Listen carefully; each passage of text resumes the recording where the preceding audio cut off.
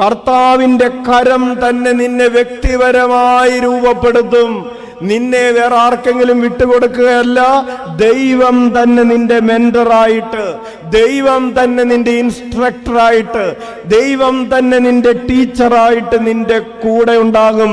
നിന്റെ ഗുരു ഒരു നാളും നിന്നിൽ നിന്ന് അകന്നിരിക്കുകയില്ല.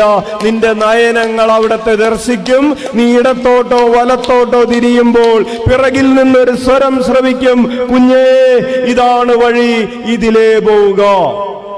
രൂപം തരുന്നത്, നിന്റെ ആത്മാവിനെ പരുവപ്പെടുത്തുന്നത്, നിന്റെ ജീവിതത്തെ വളർത്തുകയും ഉയർത്തുകയും ചെയ്യുന്നത് കേവലം മനുഷ്യകരങ്ങളല്ല, നാച്ചുറൽ ഫോഴ്സസ് അല്ല. U have A super natural mentor. അതുകൊണ്ട് നിനക്ക് ഒരു സൂപ്പർ നാച്ചുറൽ, അതിസ്വാഭാവികമായ ഒരു രൂപാന്തരീകരണം നിനക്ക് സംഭവിക്കും. വെറുതെ സ്വാഭാവികമായ വളർച്ചയല്ല, അതിസ്വാഭാവികമായ ദൈവികമായ ഒരു ലക്ഷ്യമുണ്ടെന്ന്. You have a divine destiny. ഇവിടെ അച്ഛനെ കേട്ടുകൊണ്ടിരിക്കുന്ന പ്രിയപ്പെട്ട സഹോദരരെ, നമ്മെ ഓരോരുത്തരെയും കുറിച്ച് ദൈവത്തിന് ഒരു ദൈവികമായ ലക്ഷ്യമുണ്ട്.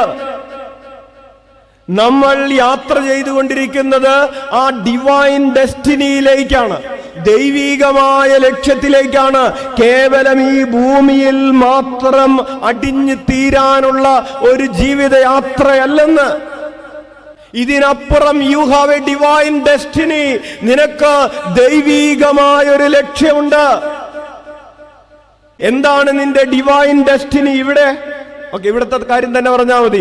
ഇവിടെ ജീവിച്ചു കൊണ്ടിരിക്കുമ്പോൾ തന്നെ നിനക്കൊരു ഡിവൈൻ ഡെസ്റ്റിനി ഉണ്ട്. നീ ഇവിടെ എങ്ങനെ ആയിത്തീരണമെന്ന് ദൈവത്തിനൊരു പദ്ധതിയുണ്ടെന്ന്.